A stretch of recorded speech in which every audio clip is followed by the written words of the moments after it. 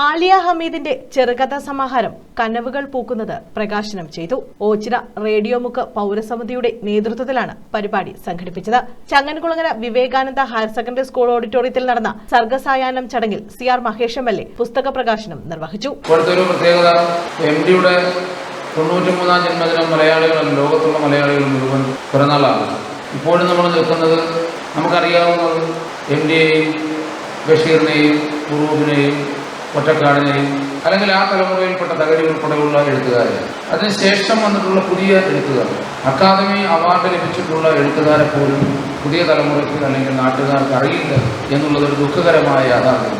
എന്തുകൊണ്ടറിയില്ല എന്ന് ചോദിച്ചാൽ academy award ലഭിച്ചിട്ടുണ്ട്, കേന്ദ്ര സാഹിത്യ അക്കാദമി പുരസ്കാരം ലഭിച്ചിട്ടുണ്ട്, കേരള സാഹിത്യ അക്കാദമി പുരസ്കാരം ലഭിച്ചിട്ടുണ്ട്.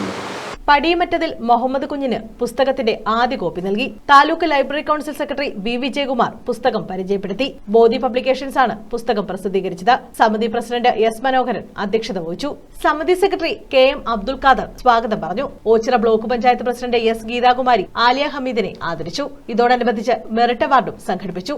SSLC +2 പരീക്ഷകളിൽ ഉന്നത വിജയം നേടിയ വിദ്യാർത്ഥികളെ ഓച്ചിറ ഗ്രാമപഞ്ചായത്ത് പ്രസിഡന്റ് B ശ്രീദേവി അനുമോദിച്ചു. +2 തലത്തിൽ ഉയർന്ന മാർക്ക് വാങ്ങിയ വിദ്യാർത്ഥികൾക്കുള്ള സുധാ മെമ്മോറിയൽ ക്യാഷ് അവാർഡ് ചടങ്ങിൽ കൈമാറി. ബിടെക് ബിരുദധാരിയായ ആലിയ ഹമീദ് ദുബായിലാണ് ജോലി ചെയ്യുന്നത്.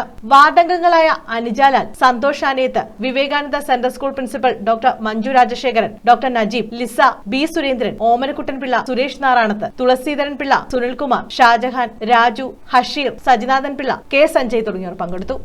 News bureau, Ochira.